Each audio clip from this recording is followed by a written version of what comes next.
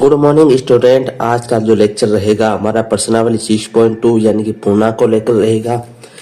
तो चलिए देख लेते हैं। प्रश्न नंबर 1 बोल रहा है संख्या रेखा का प्रयोग करते हुए वह पूर्णांक ज्ञात कीजिए जो 5 से 3 अधिक है। पहला प्रश्न में 5। देखो बच्चों पहले देखो 5 किधर है, ये रहा 5। 5 से 3 अधिक है, 3 अधिक है मतलब 3 ज्यादा है। 5 से 3 ज्यादा है मतलब 5 के 3 कदम हम दाईं ओर चलेंगे। 5 के 3 कदम दाईं ओर चलने पर पहला कदम आता है 6, फिर 7 और फिर 8 आता है। यानी कि 5 से 3 अधिक है तो वो कौन सी संख्या हो जाएगी? 8। ठीक है। दूसरा -5 से 5 अधिक है। पहले ये देखो -5 किधर है, ये रहा -5। अब इससे 5 अधिक है, 5 अधिक है मतलब 5 ज्यादा है तो हमें किस दिशा में चलना पड़ेगा? दाई दिशा में। तो -5 के 1 कदम चलेंगे फिर तो -4, फिर -3, फिर -2, फिर -1, फिर 0। यानी कि 5 कदम चलने पर हमें वापस 0 प्राप्त होता है। किससे कि -5 है, -5 के दाईं ओर 5 कदम चलने, दाईं ओर 5 कदम मतलब दाईं ओर 1 कदम पर आएगा -4, दाईं ओर 2 कदम पर आएगा -3, दाईं ओर 3 कदम पर आएगा -2, दाईं ओर 4 कदम पर आएगा -1 और दाईं ओर 5 कदम पर आएगा 0। यानी कि इसका उत्तर क्या हो जाएगा? 0। तीसरा है 2 से 6 कम है, 2 से 6 कम है। अब देखो 2 किधर है, ये रहा 2। 2 से 6 कम है यानी कि हमें 6 कदम बाईं दिशा में चलना पड़ेगा। 1 कदम, 2 कदम, 3 कदम, 4 कदम, 5 कदम और 6 कदम। 6 कदम बाईं ओर चलने पर हमें क्या प्राप्त होता है? -4 प्राप्त होता है। अब लास्ट डी बोल रहा है कि -2 से 3 कम है, -2 से 3 कम है। ये रहा -2 अपन का, -2 से 3 कम मतलब -2 के 3 बाईं ओर कदम चलेंगे तो 1 कदम, 2 कदम, 3 कदम बाईं ओर चलने पर हमें क्या प्राप्त होता है? -5 प्राप्त होता है। ठीक है बच्चों। अब दूसरा प्रश्न बोल रहा है कि संख्या रेखा का प्रयोग करते हुए निम्नलिखित का योग ज्ञात करना है। पहले तो हमको पूर्णांक ज्ञात करना था कि वह पूर्णांक कहाँ पर स्थित है। अब क्या करना है? योग ज्ञात करना है। और योग ज्ञात करने के लिए सबसे पहले मैंने बताया था पिछले की 2 क्लासों में, अगर आपने वो नहीं देखे तो सबसे पहले वो जाकर देख ले। पहली क्लास में मैंने 6.1 का इंट्रोडक्शन दिया है, फिर दूसरा प्रश्न में 6.2 से पहले आने वाले एनसीईआरटी के एग्जाम्पल करवाए हैं। तो उस वीडियो में मैंने बताया था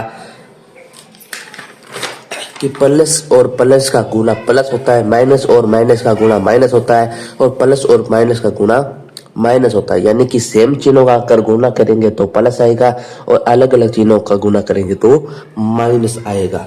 अब देखो संख्या रेखा प्रयोग करते हुए निम्नलिखित का योग ज्ञात करना। 9 प्लस -6, 9 प्लस -6, 9 का 9 तो ऐसे ही लिखेंगे और ये प्लस है और कोष्टक के अंदर माइनस है। इन दोनों का अगर हम गुणा करेंगे तो माइनस आएगा और 6 एज लिखेंगे। अब 9 में से 6 अगर हम माइनस करेंगे तो क्या आएगा? 3 आएगा बच्चों। 3 ये रहा देखो इधर एंड में, ये है अपन का पहले का आंसर। दूसरा बोल रहा है कि 5 प्लस -11, 5 प्लस और कोष्टक के अंदर -11, 5 तो हम लिखेंगे एज इट इज और प्लस और माइनस का गुणा करेंगे तो क्या आएगा? माइनस और 11 का एज इट इज। अब 5 में से 11 माइनस करेंगे तो क्या उत्तर आएगा? -6 उत्तर आएगा, सॉरी -6 उत्तर आएगा। अब देखो -6 किधर है? ये रहा देखो -6। ठीक है बच्चों। और सी बोल रहा है -1 प्लस -7, 3 नंबर, -1 प्लस -7, -1 का एजिटिस -1 और प्लस और माइनस का मल्टीपल करेंगे तो क्या आएगा? माइनस आएगा और 7 -7 एजिटिस। अब 2 अगर सेम चिन्हों की संख्या होगी तो उनका जोड़ होगा और 2 अलग अलग चिन्हों की संख्या होगी तो उनका घटाव होगा। जैसे ये दो अलग अलग सीनों की है, मतलब 5 प्लस में था और 11 माइनस में था, तो दो अलग अलग सीन हो गए ना। और यहाँ पर क्या सेम चिन्ह है, -1 भी है और -7 भी है, दोनों का जो चिन्ह है वो सेम है, तो यहाँ पर क्या होगा, जोड़ होगा। और चिन्ह कौन सा रहेगा, चिन्ह माइनस में रहेगा, तो यहाँ पर आ जाएगा -8। अब ये रहा -8। और आज का चौथा पॉइंट दूसरे प्रश्न का, -5 +10, -5 प्लस कोष्टक के अंदर 10 इज इक्वल टू -5 का इट इज -5 प्लस का प्लस, इसके 10 के आगे कोई चिन्ह नहीं, कोई जिसका कोई चिन्ह नहीं होता उसका कौन होता है, प्लस होता है, ठीक है, प्लस में 10। अब ये दोनों संख्याओं का चिन्ह अलग अलग है, तो इनका क्या होगा, घटाव होगा, ठीक है। अब 10 में से -5 को अगर माइनस करेंगे तो क्या उत्तर आएगा, 5। तो 5 किधर है, ये रहा देखो 5,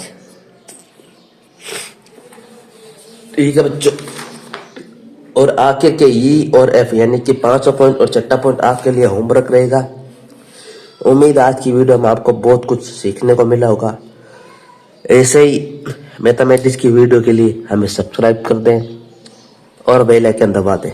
थैंक यू, मिलते हैं नेक्स्ट वीडियो में 6.2 के कुछ और एग्जाम्पल के साथ। तब तक के लिए थैंक यू।